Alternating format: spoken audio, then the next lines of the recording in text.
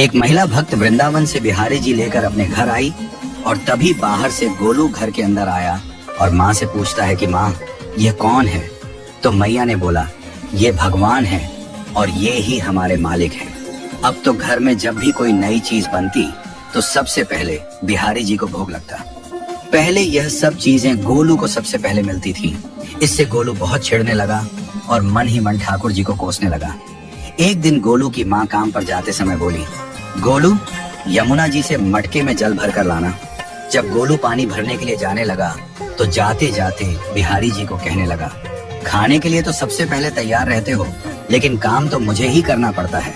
अगर यहाँ रहना है तो काम करो। कहकर गोलू यमुना जी से जल भरने के लिए चल पड़ा।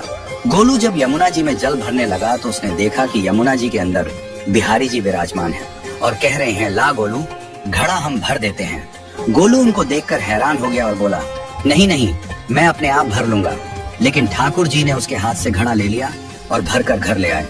गोलू घर आकर डर रहा था कि अगर माँ को पता लगा कि मैंने ठाकुर जी से काम करवाया है तो आज मेरी पक्की पिटाई होगी। माँ ने घर आकर बिहारी जी को गीले कपड़ों में देखा तो एकदम से हैरान हो गई और कहने लगी कि गोलू ये जरूर तेरी शरारत है, जरूर तूने ही इन पर जल डाला है।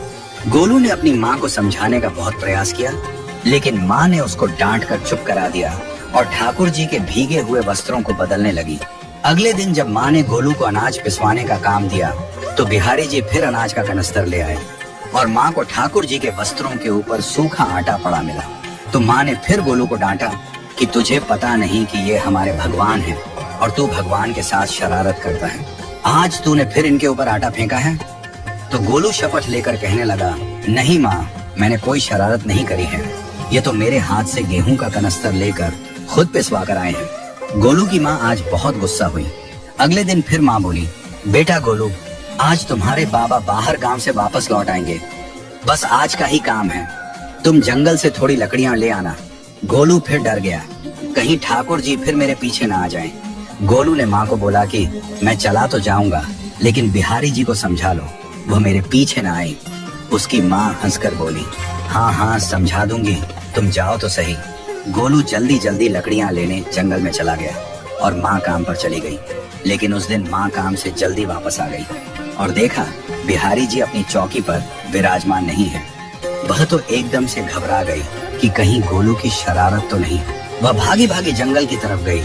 तभी उसने देखा कि गोलू के साथ एक इंसान लकड़ियों को लेकर घर आ रहा है। गोलू की माँ ये देखकर हैरान हो गई कि ये तो बिहारी जी हैं। ये क्या हमारे भगवान हमारा काम कर रहे हैं? इसका अर्थ गोलू ठीक कह रहा था। वह जल्दी जल्दी भागकर ठाकुर जी के पास गई और लकड़ियां उनके हाथ से लेते हुए उनके चरणों में गिरकर रोती हुई बोली, हे बिहारी जी ये आप क्या कर रहे हो? मुंह करीब का काम क्यों कर रहे हो? ठाकुर जी मुस्कुराते हुए बोले, हमें तो तेरे बेटे पर बहुत प्यार आता है। सब लोग हमें भगवान समझते हैं, लेकिन एक तेरा बेटा ही था जो हमको अपना मानता था।